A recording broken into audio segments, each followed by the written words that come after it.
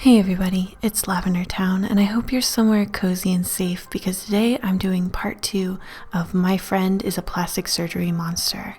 This is a continuation of the story, so make sure to watch part 1 first. I hope you guys enjoy. Once I got home that day, I called the police in hopes that they would catch Hiren on time, but that didn't happen.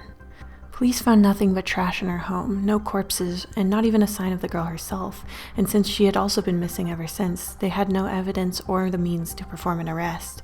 I omitted the fact that she had been operating on herself while I was hiding inside the wardrobe, as I don't want them to think I'm crazy and discard the things I said. Her parents have now officially been declared missing as well. About 2 weeks had passed since they last went to work, but as Hiren had called the businesses they work for to say they had a family emergency and would be out of town for the month, they pressed no charges. Other people from the area have been missing as of recently at an alarming rate, including 2 children, but all they can do for now is search for any leads of the missing people, and Hiren as well. Part of me wonders if the police can even help. After I saw what I saw, I'm starting to think whatever's left of Hiren isn't even human. I've decided to take matters into my own hands and look for her. I'm neck deep in this mess, and now that she probably knows what I've seen, my life is in danger. My first idea was to see where she had gone to get plastic surgery first, during summer, if she really did go to a clinic instead of doing it herself. I knew her email address and password, so it was pretty easy to use a VPN, I'm not dumb enough to leave traces, and log into her account. After that, I filtered her emails, searching for any clinics and hospitals she contacted. One of the exchanges stood out to me. I'm translating here exactly what was written, redacting their emails for privacy. Dear Miss Hiren, we are here to confirm your appointment at 8 a.m. on Thursday, July 12th. Your payment has been approved as of today, and we are ready for your operation. We hope you the best of luck. Clinic telephone number. The text mentioned nothing about what kind of operation she was going to have, but a quick search showed me that it was one of those cheap, unknown plastic surgery clinics, so it wasn't hard to figure it out. But what did they mean by payment? Hiren had no money, her parents worked long shifts at work to provide for her, she had almost no savings, and somehow she was paying thousands on expensive procedures? Something was clearly wrong, and either this was a scam or she robbed a bank and didn't tell anyone else. I wrote down the address and stopped by today during the afternoon. The supposed clinic was nothing more than a rundown house. The paint was decrepit, the windows were small and dirty, the grass was slightly overgrown, and the curtains that blocked the view of the inside were thick and pulled all the way down. I had a bad feeling about it. As some of you suggested, I brought a pocket knife with me, but I wasn't so sure that it would be very helpful against whatever could be inside. But I had to be brave, and I entered anyway, wishing for the best. Beside the receptionist, a tall boy with deep dark circles, there were only 2 other people inside, both women. One of them was in her mid-20s and had bandages all over her swollen face, while the other one was in her late 50s and seemed to be there just to make company for the younger girl. They both looked at me, uninterested, and I went straight to the receptionist. He probably wasn't much older than me, and I wondered what a boy my age was doing here. Welcome to clinic, how can I help you? He asked. Actually, I'm here because a friend of mine had plastic surgery here before, and she told me if I gave her name I would receive a discount? I was lying shamelessly without even knowing if it would work. But if you know anything about desperation, you'd understand. You have to try. And that apparently worked somehow. Yeah, sure. What's her name? He asked. I told him Hiren's full name and showed him a before and after picture of her, and that's when I knew I had gotten it. The boy looked terrified for a second, and he could barely breathe, let alone speak. After about 5 seconds of absolute silence, he looked over my shoulder to the 2 women sitting behind me, and upon seeing their supposed indifference, he spoke in a softer, quieter tone.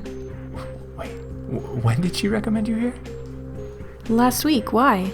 I pretended to be innocent so much that it hurt. I could see the panic on his face become sheer horror. At that moment, one of the doors opened and another man called the woman behind us. The receptionist then said to that man, I assume he was a doctor, in a deep, desperate tone, I'm really sorry, Dr. Sue. I'm having an emergency. Can I just leave for today? It's really important. The doctor complained, but eventually let him go, and once we were both outside the clinic, the boy pushed me into an empty alley and said, You're kidding, right? You didn't actually speak to her last week, did you? That's impossible. No, I'm being serious. I did speak to her last week, and she's missing now. Is there anything you want to tell me? I was relieved to finally tell the truth, even if just partially. I had seen Hiren, even though I wish I hadn't, and she really was missing now. Whatever he knew was important enough that it needed to be talked about privately. Listen, I'm not supposed to tell you this. Dr. Seal would kill me if he knew I told this to anyone. But she died of blood loss this summer while operating. Too many surgeries at once, it happens, not like it's the first time. The thing is she never mentioned she was a minor, and he never asked, so her parents probably didn't even know she signed up for it because the contact numbers were all fake. If police knew about it, Dr. Seal would lose his license, so he buried her. Whoever this person you spoke to is, it isn't her because she's dead. I was taken by surprise for a moment, but at the same time, part of me already knew that the Hiren I knew and loved was dead before. I thought it was just metaphorically, but now it seemed that it was more literal than I'd ever dreamed. However, I needed proof that she'd died, and that this wasn't part of an elaborate scam to fool me. There's no way it wasn't her. I saw it. It's her face, her body, her voice. It's her. No impersonator can be that good. You can either prove it to me or I'll call the police. I can prove it, but if you call the police, you're dead and I'm dead. Dr. Seo said he would implicate me as his assistant in the surgery if I ever told someone, even though I did nothing, so I'm screwed as well. You can't tell anyone this. I paid my price when I decided to be compliant, and now I can't sleep. Guilt is eating me from the inside out. Living with guilt is good enough of a punishment for me. He basically begged. If you want to see, I can show you where she's buried, but you have to promise me to keep quiet. Following a stranger, especially a man, into somewhere I didn't know when it was already dark probably wasn't a good idea. But if I wanted to see it with my own eyes instead of just trusting his words, I knew I had to go without questioning further. I didn't know when or if I would have that opportunity again. I had to know.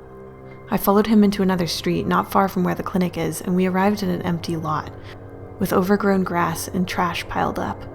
That was the place where they buried her.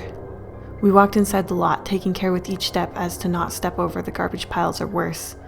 At the corner next to the rusty fence, there was a part of the ground that had a pile of trash bags over it, but no grass underneath. It's here, he said. But I won't dig up anything.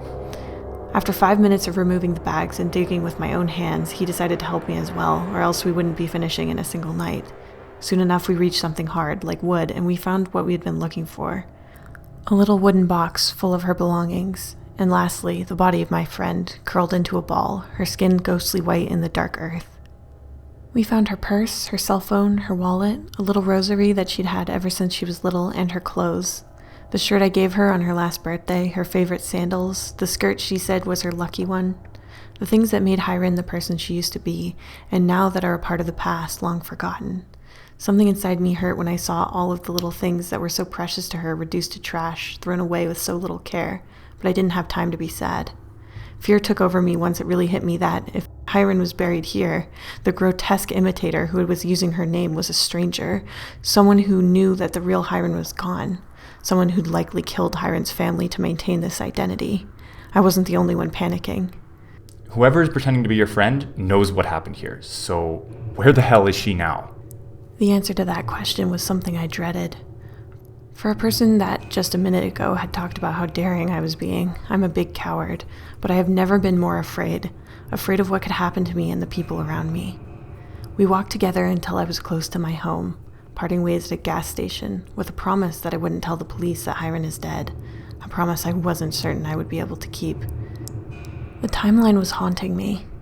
Whatever came to school this past summer already wasn't Hiren, and the rejection it received only made it descend further into madness.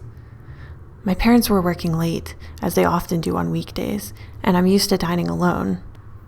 But in a time like this, I couldn't help but feel scared and defenseless, home alone.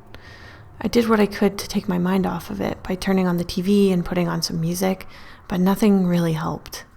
This feeling of uneasiness just faded into the background noise, became part of it. And while I was preparing dinner, I received a text from a number I knew so well, the first message in a long time. "Thanks for having me over," the text read. I dropped the phone, shattering the screen just as the enormous glassy eyes of my unwelcome guest loomed out of the shadows. I hope you guys enjoyed my reading and illustration of this story. I thought it was a really creepy one, so I wanted to share it with you guys. I actually made quite a few changes to the original story, so if you want to see the unchanged version, there'll be a link in the description. Stay safe out there, guys. Thank you so much to my patrons, including Bambo, Cal Pompon, Cat Pupchino, Dr. Casket, Dustin Williams, Elizabeth Alvin, Hanuki, Hope Chilsum, JJ Jade, Blep, Blah Blah Blah Blah, Matthew Kunke, Micah Dactyl, Okamore, Ollie, Rachel Singh, Rosie Warlock, Sergeant Pendulum, The Artsy Moose, You Boy ST, Zigzith, and Zoe Stardust.